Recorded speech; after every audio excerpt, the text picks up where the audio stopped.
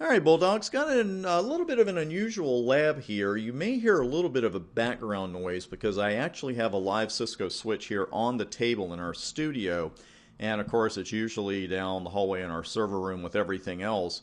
But I needed immediate access to it because I want to show you this dynamic entry and what happens when, say, a port changes on us or a port goes bad. A couple things I already have on the screen here. First off, show MAC address table, and again, depending on the iOS version you're running, you may just need one of these hyphens or you may need both. It's just one of those things. And here we've got a lot of entries for the CPU and a lot of static entries. You will notice they're kind of in a row here, right? Because we go 7, 8, 9 and then A, B, C, D, E, F because of course that's hex. And then we've got one dynamic entry here at the very end. So it says total MAC addresses for this criterion 21. Well, of course, as we have more hosts and we have larger switches, if we just ran show MAC address table all the time, I mean, the table could be several screens. So maybe you want to filter that down and just look at your dynamic entries. And a great way to do that is just what I did here and run show MAC address table dynamic. And that, of course, shows us only our dynamic entries.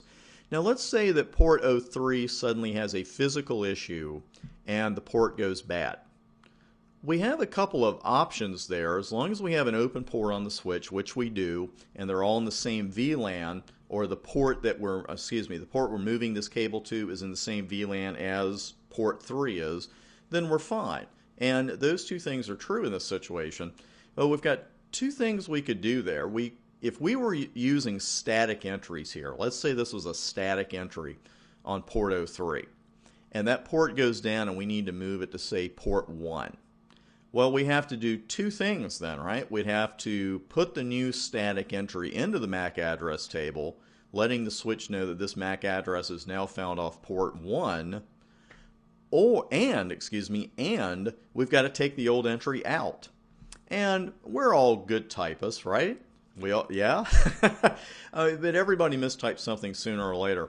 And the thing is, the more MAC addresses you're entering statically, of course, the odds increase that sooner or later you're going to mistype one letter, and then all of a sudden you're looking at the address and you don't see what's wrong with it, and this person's been off the network for a couple of minutes now, the phone starts ringing, cats and dogs start living together, it just goes to heck in a handbasket from there. So static entries, I know companies that use them, I've seen them on occasion, but it's so much more efficient to have this learning done dynamically, and we're going to test that right here. What I'm going to do using a highly scientific method is go to the other end of the table, move the cable from one port to another, and we're going to see how long it takes. Now, the timestamps won't tell us exactly when that entry is made, but I've got a little timer here, and I don't think it's going to take very long. So let me move on over, and I am now moving the cable.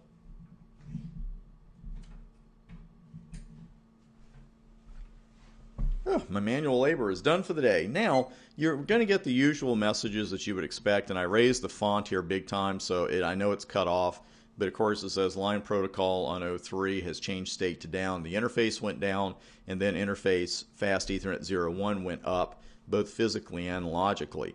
And if we go ahead and run dynamic now, look at that, the entry's already been made. I mean, literally, it is seconds later.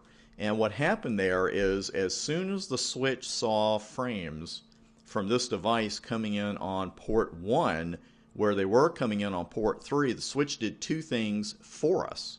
The first thing it did was remove the old entry, because it's saying, okay, I was getting frames from this guy on port 3, but now I'm getting them on port 1. So I need to change my MAC address table.